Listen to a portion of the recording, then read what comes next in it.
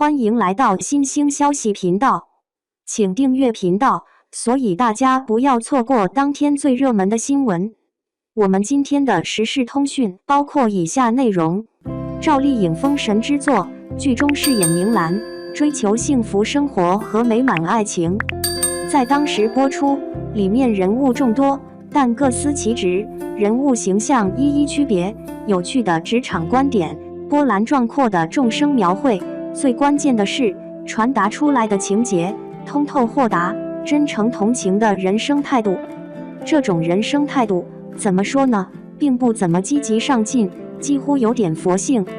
但在人生中如此颓废过度，面对生活如此罢了，哪还有精彩的生活呢？从明兰身上可以看到曙光在眼前和乐观生活。知否在我看来，就是一部乐观版的活着。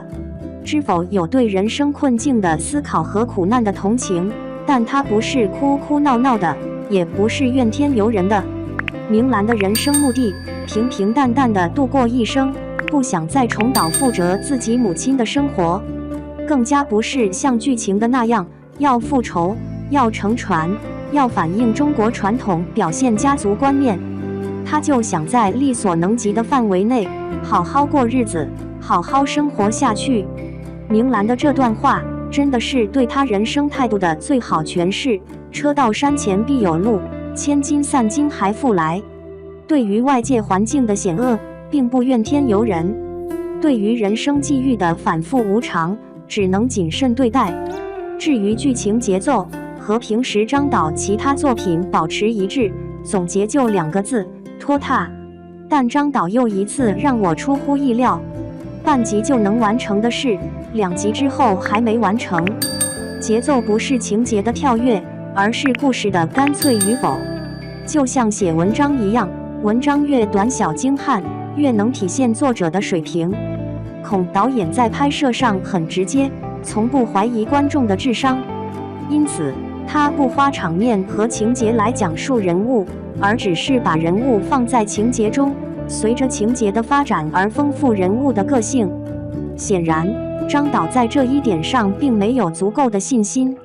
他喜欢用一些与主线无关的情节来刻意解释人物，比如娜桢、明兰母亲的难产等等，这样会让观众觉得主线不清，重点不突出，从而削弱主线，产生更多的分支。这感觉像是拖延症。然后就是选角色了，虽然前2集的主角还没出来，但配角也不能因为片酬低而这么敷衍。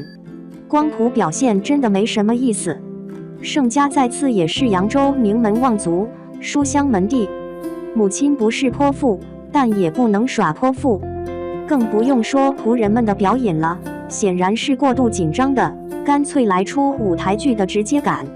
整部剧还没垮的也就2点，一是服化道还算及格，2是配音配乐还是用了不错的班底，应该说保持的正午剧的水准。如果不是这点，还真不知道自己还有没有信心再看下去。